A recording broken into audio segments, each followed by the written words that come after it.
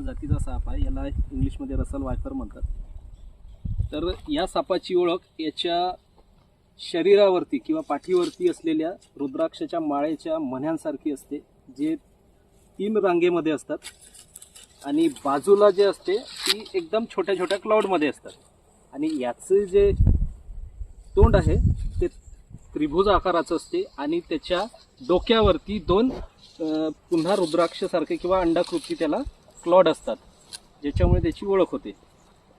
आणि हा थोडा पिवसळ किंवा थोडा पोपटी कलरमध्ये असतो आणि जास्तीत जास्त हा शेतामध्ये किंवा खडकाळ जागेमध्ये आढळतो, गवताळ जागेमध्ये आढळतो.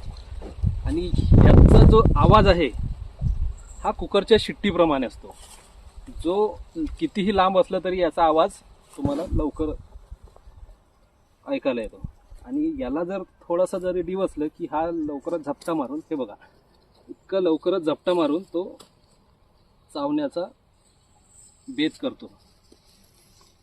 ह्याचं तोंड पकडण्याची कधीही चूक करू नका, कारण याचं हेड कॅच करणं म्हणजे सगळ्यात घातक आहे.